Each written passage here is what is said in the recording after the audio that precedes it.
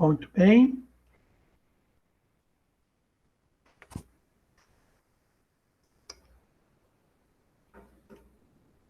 Estamos aí chegando, então, nessa reta final do curso. Sempre aquela expectativa que o pessoal tenha aproveitado a matéria, desde a parte de lógica até a parte de provas e agora a parte de conjuntos e relações, que é uma parte importante, porque depois dá base tanto para banco de dados, como para a parte imediata da continuação da matéria no próximo semestre, que é a teoria dos grafos. Então, vamos falar um pouquinho de endorrelações, e eu começo falando justamente a definição de relações. Não, primeiro, antes disso, o que é um produto cartesiano entre dois conjuntos? Né? Então, olha só que interessante. O produto cartesiano é um conjunto. Isso tem que ficar claro. Quando eu falo de relações, eu estou falando de conjunto. Só que o meu conjunto não é, por exemplo, se eu tenho um conjunto A e um conjunto B de inteiros. O produto cartesiano de A por B não é um conjunto de inteiros. É um conjunto de uma dupla ordenada, onde o elemento é uma tupla. É um registro que tem dois elementos. E é uma dupla ordenada, onde o primeiro elemento vem do primeiro conjunto, o segundo elemento vem do segundo conjunto. Então, veja bem, só para que vocês... Eu vou fazer do lado aqui, ó. Suponha que eu tenho o conjunto A, 1, 2. E o conjunto B...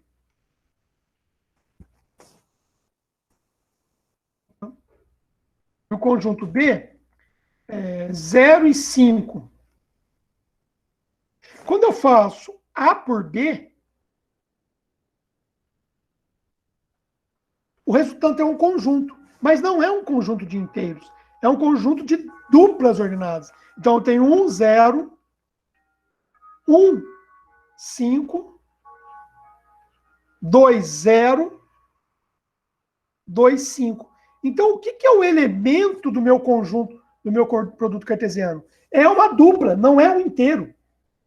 É como se fosse, no caso vocês já têm resto quando chegar, é como se eu tivesse uma lista de inteiros, agora eu tenho uma lista de inteiros, onde essa segunda lista, essa lista interna só tem dois elementos. Ou eu poderia fazer na verdade, na definição, eu fiz uma lista de duplas ordenadas, melhor do que uma lista de lista, é uma lista de duplas ordenadas. Então, o elemento não é inteiro.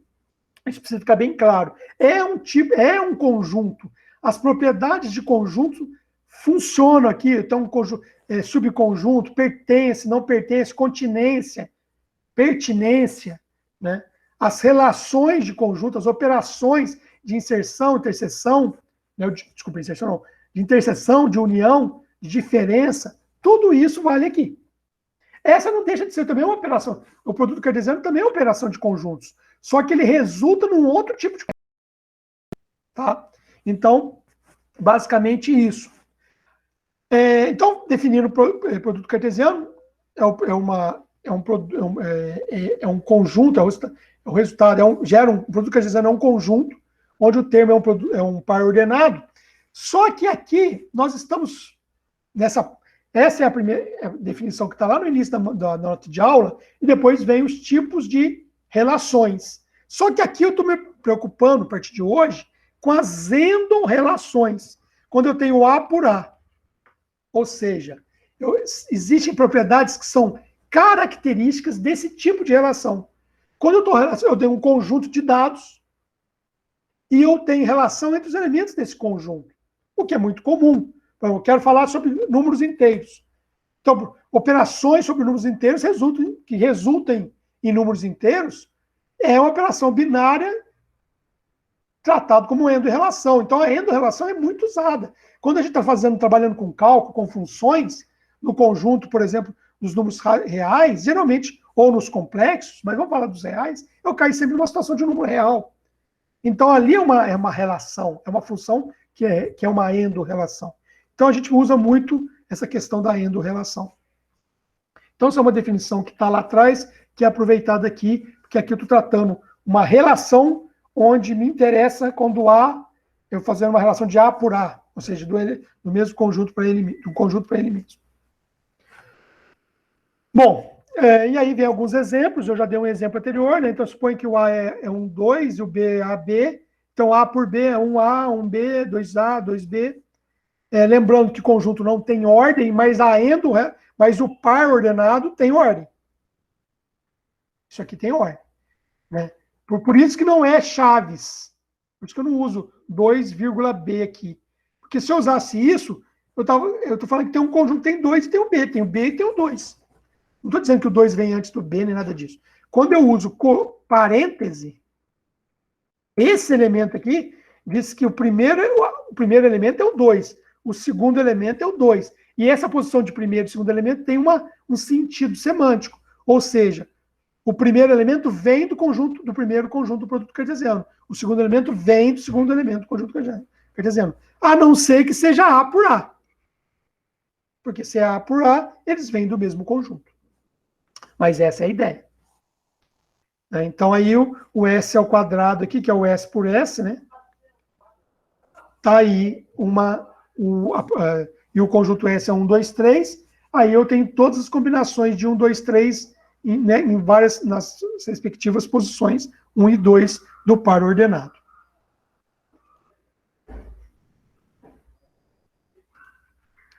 Bom, eu posso ter um produto cartesiano binário, de A por A, ternário, de A por A, ou A, B, C. Na verdade, aqui eu estou generalizando qualquer conjunto, mas é claro que a gente está falando de endo-relações.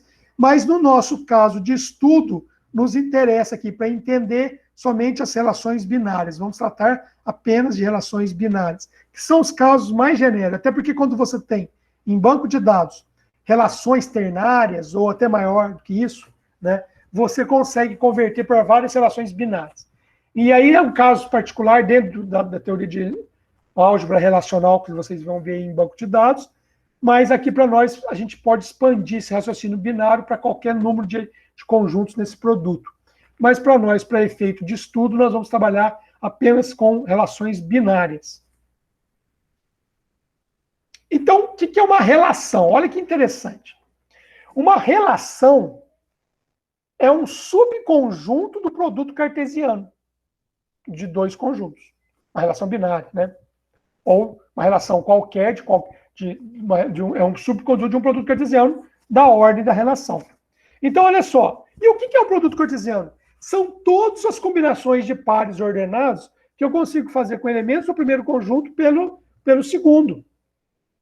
Isso quer dizer que um produto cartesiano também é uma relação.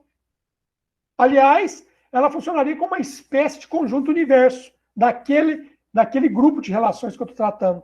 Porque qualquer subconjunto ali ou vai ser igual ao produto cartesiano ou vai ser menor. Tá? Então, e aí, formalmente falando, uma relação R binária, tá?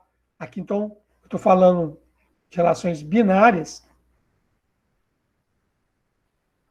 vai precisar de um conjunto A, um conjunto B e uma propriedade, uma proposição, uma sentença aberta. O que é sentença aberta? É aquela sentença lógica que só pode valer verdadeiro e falso, relacionada aos dois termos, ao termo XY do produto cartesiano. Então, veja bem. Suponha, então, só para que vocês entendam o que eu estou falando, suponha que eu tenho uma relação que é assim, ó. Eu tenho um conjunto. A relação, repara, ela é uma tripla ordenada, que tem um conjunto. A relação binária é uma tripla ordenada. Ela tem A, os termos são pares ordenados, mas a relação é uma tripla ordenada, onde ela tem o conjunto A, o conjunto B, o primeiro conjunto, o segundo conjunto e a sentença aberta. Então, suponha que eu tenho aqui, ó. Vamos supor que eu tenho o conjunto 1. O conjunto B vai ser 2, 3. E eu tenho a seguinte proposição. X e Y, tal que X é menor que Y. Repara. Se eu tenho uma coisa desse tipo, vamos lembrar. Qual que é isso aqui eu vou chamar de, só para vocês entenderem, qual que é o produto cartesiano de desse conjunto? Vai ser um 4, né? Esse conjunto por esse conjunto? É todos os conjuntos dos pares ordenados, onde eu tenho o primeiro elemento, os elementos do primeiro conjunto combinados com os elementos do segundo. Então, eu tenho o quê? 1, 2 e 1, 3. Esse é o meu produto cartesiano dessa relação. Só que eu tenho uma relação R aqui, ó. O R', que é um subconjunto desse produto cartesiano. E os termos, os pares ordenados vão estar nesse conjunto se o primeiro termo for menor que o segundo. Ora, 1 é menor que 2, 1 é menor que 3. Então, essa própria relação é o próprio produto cartesiano. Se eu colocasse, por exemplo, se eu mudasse aqui, por exemplo, uma outra relação da mesma combinação, ó.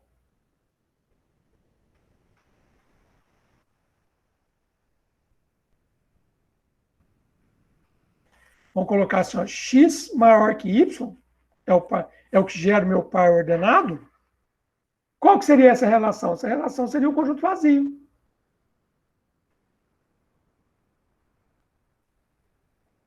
Porque o único par ordenado desse conjunto, faltou 3, mas nem interessa, o único par ordenado desse conjunto é o par ordenado 1, 2. Tá? Então é isso que a gente tem que pensar. Então, alguns exemplos, olha. Seja, voltando aqui, quando eu falo, então, de endo-relação, aí eu estou falando que o meu B é igual ao A. Então, eu teria aqui, no lugar do B, o próprio A. Seria A por A. Tá? Voltando. Mas o tratamento, no nosso caso aqui, geral é o mesmo, só que quando eu falo de endo-relação, tem algumas propriedades específicas, que é isso que nós vamos ver aqui. Então, olha só, em relações binárias, eu tenho aqui um exemplo, ó, R por R, então uma endo-relação, onde x é menor que y. Repare que a endo-relação pode tratar de conjuntos infinitos, sem problema nenhum. E aí, onde P de x e y, quer dizer, a função aberta, x é menor do que y. Assim, R é uma relação, pois eu vou poder falar se é, por exemplo, eu posso falar assim, esse termo, vou pegar essa relação, vou chamar ela de R1 aqui, ó, né? Ó. Vamos pensar assim, ó, eu poderia questionar assim para vocês se o 5, 10 pertence a esse R1. Pertence? Pertence. Porque eu estou falando que A é o primeiro termo, B é o segundo termo, o primeiro termo tem que ser. Se o primeiro termo for menor que o segundo termo, for verdade isso, ele faz parte da relação. Então aqui é verdade. E aí agora a gente vai ver algumas definições e vamos direto para as propriedades. Primeiro, relação inversa é fácil de entender, porque o conceito de relação, gente, vai ao conceito de função. Lembra? O que é uma função do... Vou fazer até um diagrama aqui, né? Quando a gente faz função lá, a gente não pega um conjunto de A, que é o domínio, um conjunto B, que é o contradomínio, e uma função que liga A para B? Isso que é a ideia de função, né? Mas uma função é uma relação. Então, a gente sabe, por exemplo, que nem será que uma determinada função tem a sua função inversa? Aí nós temos que saber se ela é sobrejetora e bijetora ao mesmo tempo, ou seja, se ela é, sobrejetora e injetora, se ela é bijetora. Porque cada elemento de A tem que estar relacionado no máximo e exatamente com o elemento de B. Aí você consegue fazer a inversa. Como relação é uma coisa mais ampla, veja bem, toda função é relação, mas nem toda relação é função. Por quê? Porque justamente eu não consigo, às vezes eu tenho uma relação que é a inversa, que é uma função, mas a inversa dela não é função. Mas aqui mas a inversa continua sendo uma relação. E o que é a inversa? É simplesmente inverter o par ordenado. Ou seja, agora eu vou pegar o elemento que é do segundo conjunto, ele vai ser o primeiro elemento, primeiro termo ordenado. Primeiro termo do par ordenado. E vice-versa. Então, olha lá, a relação inversa de R, aqui esse R aqui ficou parecendo conjuntos reais, mas não é um conjunto, não. Se eu tenho uma relação R, A inversa de R é isso aqui, ó. Tá? R aqui no sentido de relação mesmo. Ou seja, a relação inversa de R vai ser todos os elementos que em R, A, B, na inversa vai ser BA. E aí alguns exemplos, só para a gente ficar claro, né? Suponha que eu tenho conjunto A, 1, 2, 3, conjunto B, A, B, né? Então, o produto cartesiano de A por B é 1A, 1B, 3A, né? Desculpa. 1A, 1B, 1A, 1B, 2A, 2B, 3A, 3B. E aí, uma relação, que é um subconjunto desse conjunto, desse produto cartesiano, 1A, 1B, 3A, né? A inversa dele é simplesmente seria A1, B1 e A3. E assim por diante, é muito simples, não tem segredo. Isso aí, porque é a mesma ideia que a gente tem de função, só que agora a inversa é inversa, não tem restrição. Bom, aí a gente começa a falar das propriedades das relações. Isso é muito importante. Neste momento, e é o que nós vamos fazer hoje, o importante é entender definições. Tá? Tem um conjunto, tem uma endorrelação sobre esse conjunto. Então, nessa endorrelação, eu tenho um conjunto, e eu tenho a sentença aberta que diz se o par ordenado faz parte daquela relação ou não. Lembra? Ou seja, se aquele par ordenado, que é um par que está no produto cartesiano de A por A, eu vou verificar se ele satisfaz aquela propriedade. Se for verdade, aquela regra lógica, ele pertence à relação sim ou não. E, de acordo com os termos que estão na relação, os elementos que fazem parte de uma determinada relação, ela vai ter algumas propriedades. Então, hoje nós vamos falar da propriedade, para depois a gente fazer, semana que vem, uma discussão sobre duas aplicações importantes, que também são propriedades, mas é uma combinação de várias outras, e aí tem um alcance de aplicação, que é relação de ordem, relação de equivalência. No momento hoje, o importante é entender essas definições. E é importante também porque isso facilita vocês a ideia do trabalho. A ideia do trabalho é justamente essa, é ser capaz de enxergar se uma determinada regra está sendo satisfeita. Tá? Então, a primeira característica, a primeira propriedade, é a propriedade reflexiva. Então, seja uma relação qualquer, né, de A por A, estou falando de endorrelações, tá? Então, de A por A. Nossa, falo A por A e escrevo A por P. De A por A. Se todos os termos ordenados que satisfazem essa equação implica que a pertence à relação, ela é chamada de reflexiva.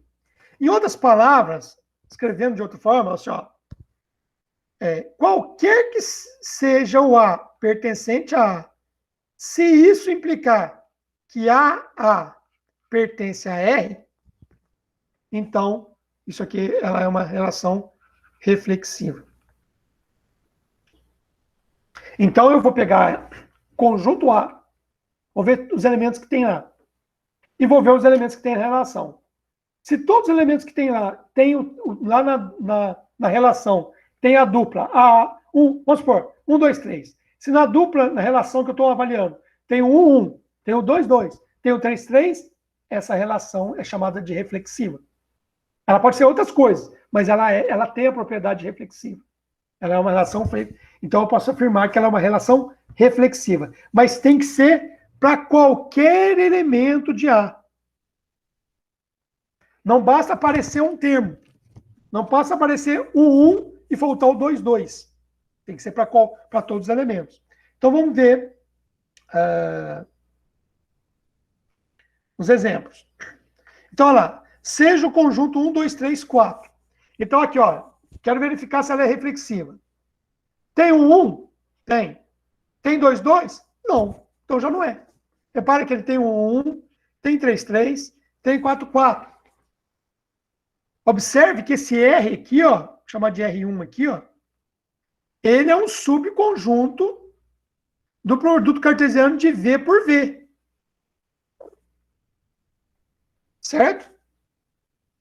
Olha outro exemplo. Seja R uma relação entre os números reais, dentro dos reais, ou seja, de R por L, definida pela sentença aberta, x é menor que y. Então, não é uma relação reflexiva, porque 1 não é menor que 1, 1 é igual a 1. Agora, se fosse menor ou igual, essa relação aí seria reflexiva. Relações irreflexivas. Ó, tem a reflexiva, tem a irreflexiva. Existe uma simetria, mas tomar cuidado, porque uma não é o oposto da outra exatamente, tá? Tomar cuidado com isso. Porque senão a gente vai falar que uma relação é irreflexiva se ela não for reflexiva. Não é bem verdade isso, então vamos tomar cuidado. Então, uma relação irreflexiva é quando, para qualquer termo de A é o conjunto base, A não faz parte da relação. Então, na reflexiva, todos os termos tinham que fazer. Na irreflexiva, nenhum pode fazer. Então, observe que nesse exercício anterior aqui, nenhum dos três é irreflexivo. Porque não pode aparecer 1, não pode aparecer 2, não pode aparecer 3. E basta aparecer 1 para não ser. Em todos eles, aparece algum termo. Agora, olha que interessante. A relação 1, por isso que eu estou falando de tomar cuidado com os opostos. A relação 1 não é reflexiva, mas também não é irreflexiva. Ela não é reflexiva porque falta um 1. E da mesma forma, ela não é irreflexiva porque ela tem o 2 e tem o 3. Então, tomar cuidado. Não confundir isso, porque senão o pessoal acha que porque não tem uma, ela tem a outra propriedade. Não é bem assim. Tá? Se ela tem, ela pode não ter a reflexiva porque falta termos. Mas se ela tiver algum termo, ela também não é isso. E a relação vazia? E o conjunto vazio de uma relação qualquer?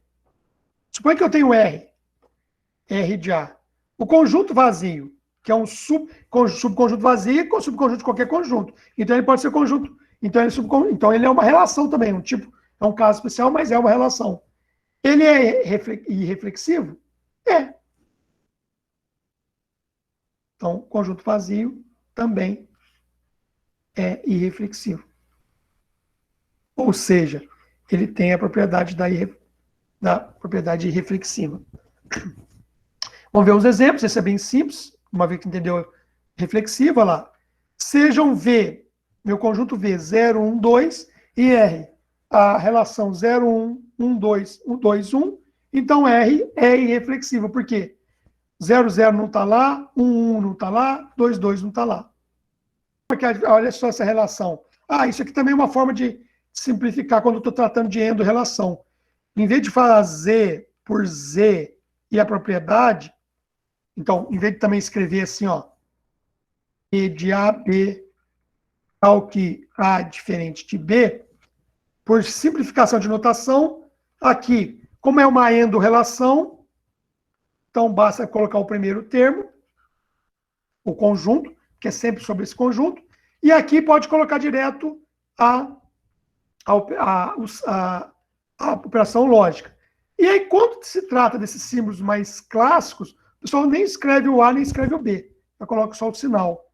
E aí, por exemplo, já está ficando claro, né, que eu estou falando, por exemplo, a relação menor ou igual a Q no conjunto dos inteiros. Já é uma forma de escrever. É uma simplificação, tá? Falamos, então, relação reflexiva. E falamos da relação irreflexiva. Agora nós vamos falar da relação simétrica. Então, presta atenção. Eu tenho um conjunto A por A. E uma regra lógica que valida um termo, um par ordenado do produto cartesiano, se ele está nessa relação ou não. Supondo que eu tenho um termo AB na relação. Ele está na relação. Se isso implicar que o simétrico dele também está na relação, para qualquer par, então ela é simétrica.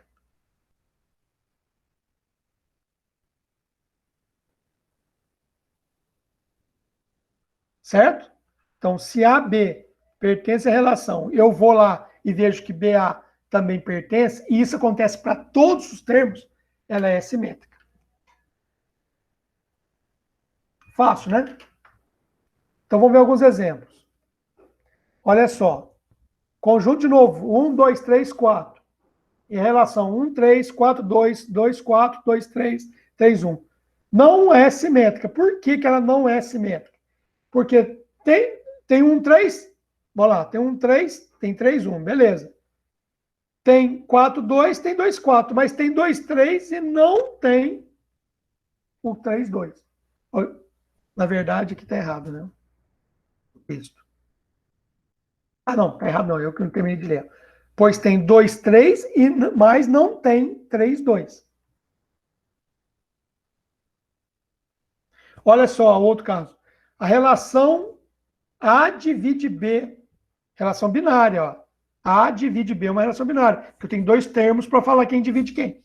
Não é simétrico, porque 2 divide 4. Então, esse termo aqui está na relação. Mas 4 não divide 2. Né? 4 dividido por 2, tá? Lembra da divisibilidade. A divide B se existe um outro termo C que multiplicado por A dá B. Então, não é. Eu vou fazer um negócio seguinte. Eu coloco a antissimétrica primeiro do que a assimétrica, porque a antissimétrica tem uma importância maior nos nossos estudos. Mas isso eu só vou entender semana que vem. Como agora é só uma questão de classificação, antes de explicar a antissimétrica, eu vou explicar a assimétrica. Porque a assimétrica, devia ter colocado o slide primeiro. Porque aí eu avancei e depois eu volto. Porque a assimétrica, ela é uma relação de oposição semelhante à reflexiva com a irreflexiva. A relação assimétrica, ela é semelhante com a ideia de irreflexiva. Ó. Se eu tenho AB na relação, sempre que eu tiver AB na relação, aqui fiz errado, puxa vida. O BA não tiver na relação, ela será assimétrica. Tá? Sempre que a AB tiver na relação, BA não tiver na relação, ela será assimétrica. Então, vamos pegar um exemplo aqui. Ó. Deixa eu ver se tem um exemplo aqui interessante. Olha só. Eu tenho um conjunto de novo. 1, 2, 3, 4. E a relação 1, 3, 4, 2, 2, 3. Então, para cada termo que tiver na relação, o oposto não pode existir. Bom, tem 1, 3. Eu vou verificar se 3, 1 está lá. Não está. Tem 4, 2. Eu vou verificar se 2, 4 também não está lá. Não está. Tem 2, 3. Eu vou verificar se 3, 2 não pertence à relação. Em todos esses casos, isso é verdade. Portanto, ela é assimétrica. Certo? Esse segundo exemplo aqui deixa por enquanto. Vou voltar na antissimétrica. Por enquanto, quero que vocês entendam o que é relação assimétrica. Tudo bem? Olha essa relação R aí, ó. Ela, além de ser assimétrica, ela é outra coisa. O que você chama? Que outra propriedade a gente já sabe que ela pode, que ela possui? No exemplo irreflexiva? 1. Irreflexiva.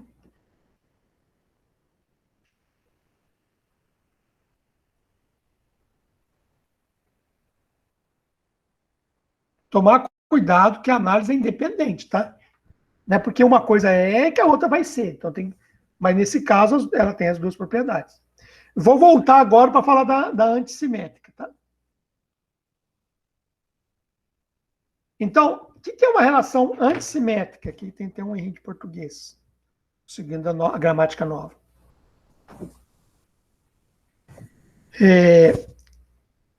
Eu tenho AB pertencente à relação. Aí eu olha, vem lembrar, a relação simétrica se tem AB, tem que ter BA. A antissimétrica é diferente. Ela diz assim, ó, eu tenho AB, é uma premissa. Eu vou lá e vejo que se eu inverter, tem o BA. Tudo bem. Quando eu fizer isso, para ela ser antissimétrica, sempre que fizer isso, A tem que ser igual a B.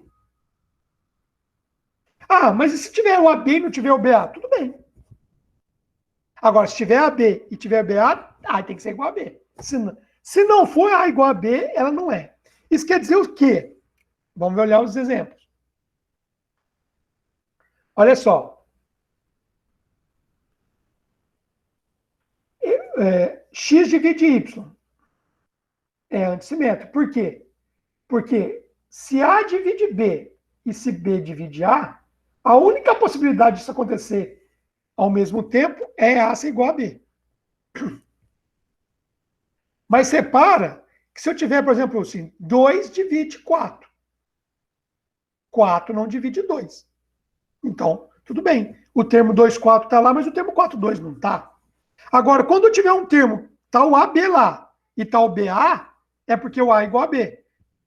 Vamos ver, 2 divide 2. E 2 divide 2. Eu inverti e continuei do mesmo jeito. Beleza. Então, pessoal, a ideia da antissimetria é o seguinte, ó.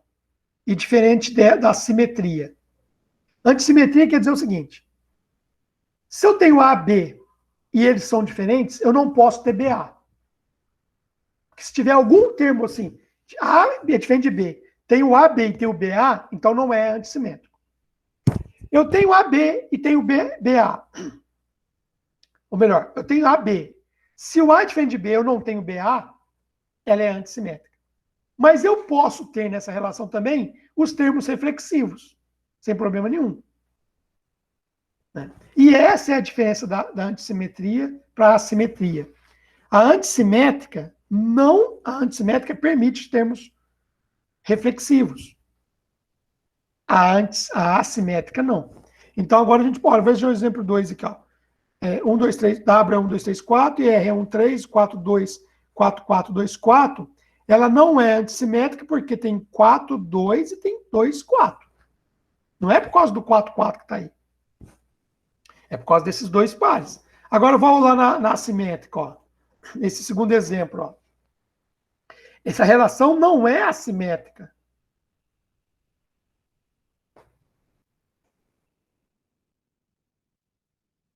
Mas é antissimétrica. Então, toda relação assimétrica é antissimétrica. Mas nem toda relação antissimétrica é assimétrica, porque eu posso ter um termo, por exemplo, 4, 4. Então, esse número 1 aí, ó, que a gente viu que ela é assimétrica, ela também é antissimétrica.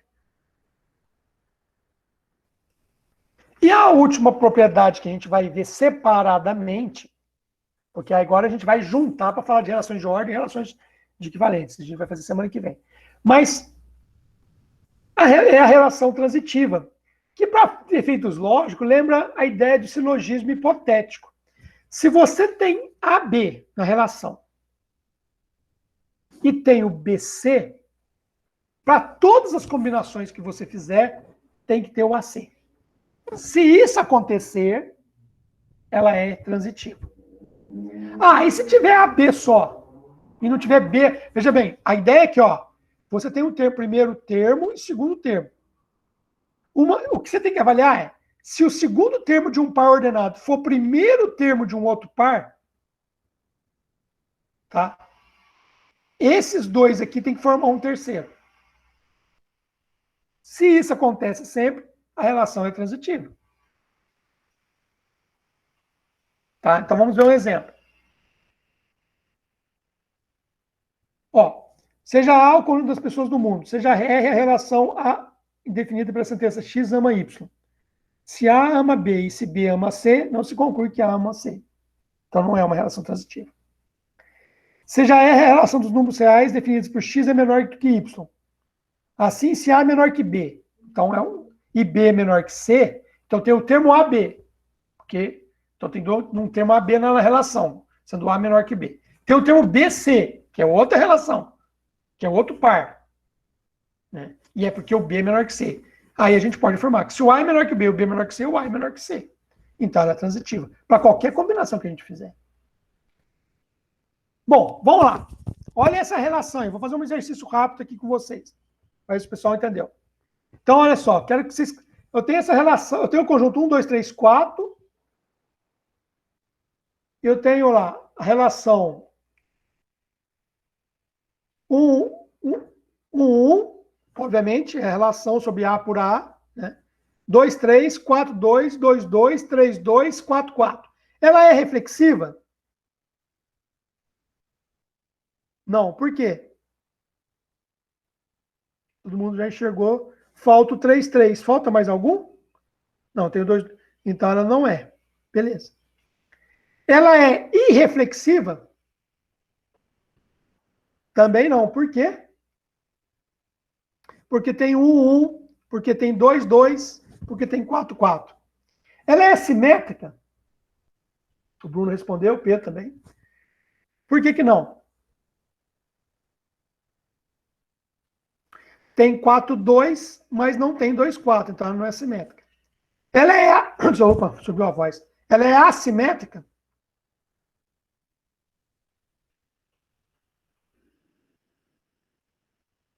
Também não. Né? Porque tem 2, 3. Não, porque tem 1, 1, porque tem 2, 2. Né? Ela é antissimétrica? Também não. Porque tem 2, 3 e tem 3, 2. E ela é transitiva?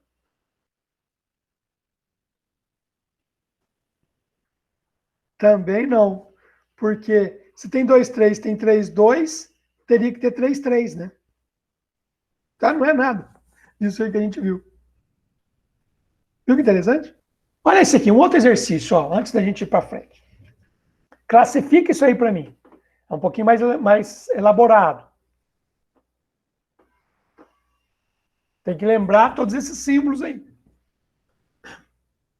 Olha, eu tenho um conjunto A qualquer, eu não sei qual é.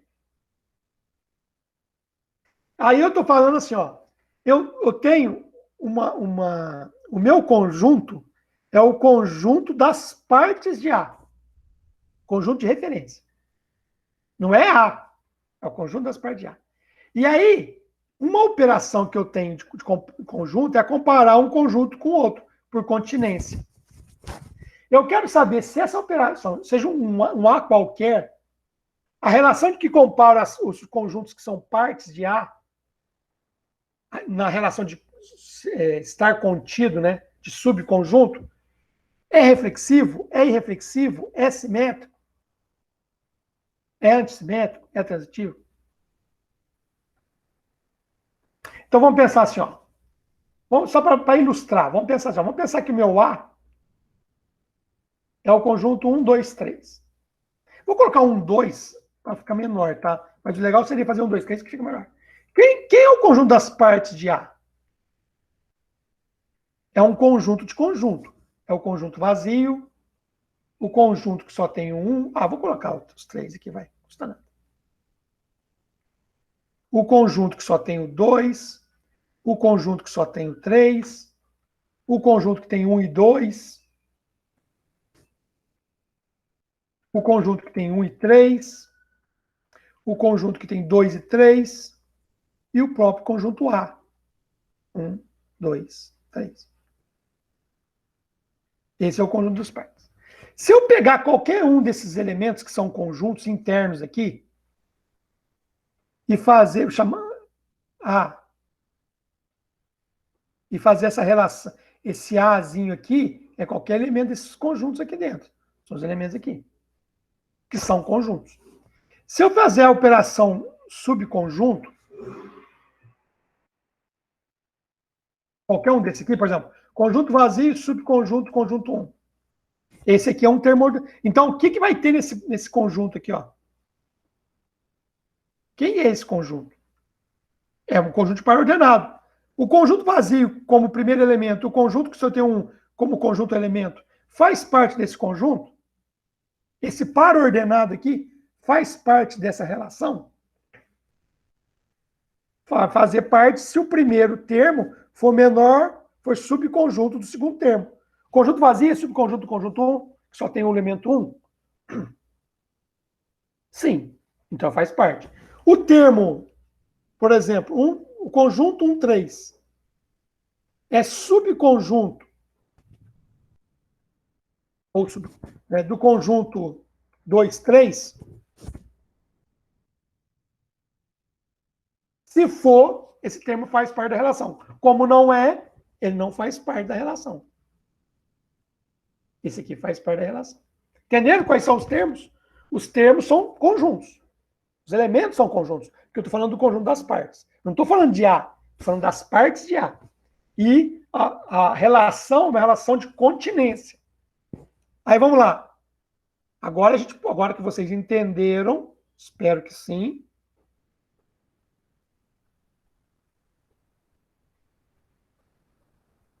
Eu posso perguntar para vocês, é reflexivo? Vocês têm que pegar todos esses elementos aqui, ó.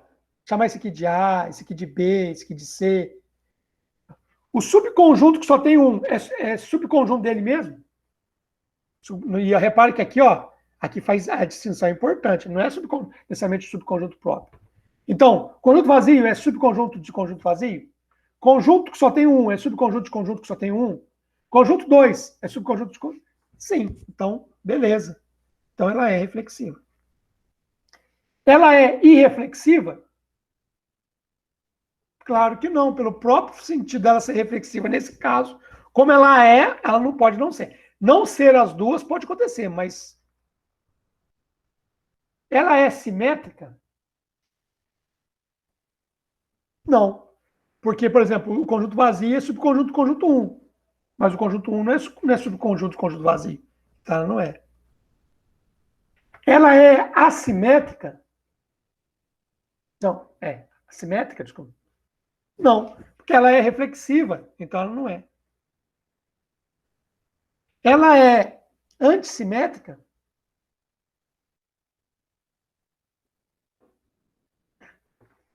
Sim ou não?